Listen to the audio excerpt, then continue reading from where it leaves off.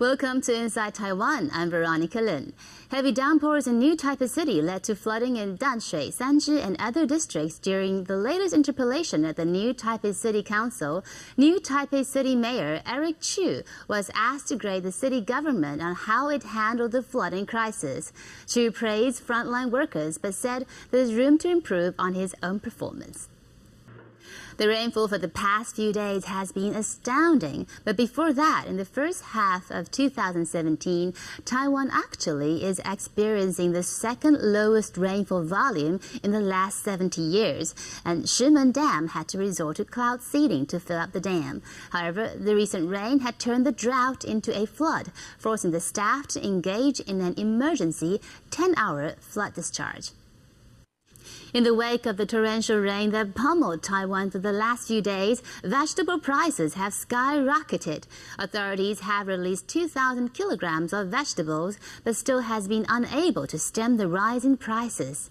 The media reported that Agriculture Minister Lin Congxian said the cabbage price increase was unreasonable and called for investigations into whether there's a violation of fair trade. On June 4th, Taiwan's top university, National Taiwan University, held its graduation ceremony, but the attention of the ceremony was centered on its outgoing president, Yang Panshi, who was caught up in a recent academic fraud scandal.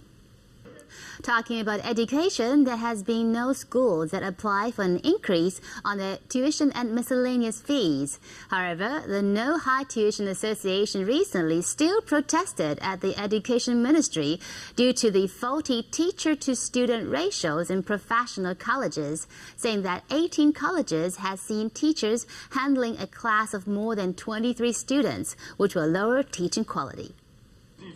Education levels sometimes are also directly related to how much wages are given. For the past 20 years, some government agencies paid wages according to the applicants' education levels. Recently, however, the Ministry of Science and Technology is now calling to abandon the system, saying that professional expertise is also important.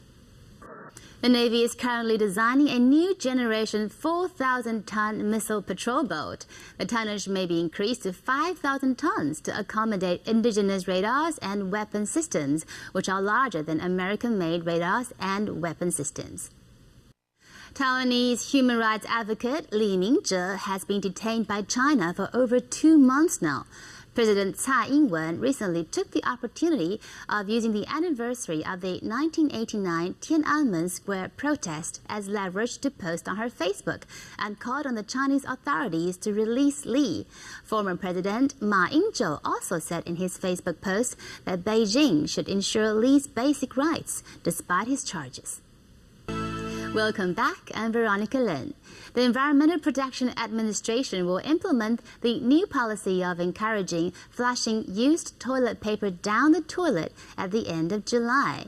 However, a Taipei City Councilor recently conducted a survey of schools and found that over half of them have outdated plumbing, and if students do flush the wrong type of toilet paper, the result could be severely clogged pipes. The National Health Insurance Administration has announced their payment expense category rankings for 2016. At the top of the list was computed tomography scans, which costed 9.2 billion NT dollars. Second was ultrasounds, which costed 9 billion NT dollars. In total, last year, expenses added up to a whopping 68.8 billion NT dollars.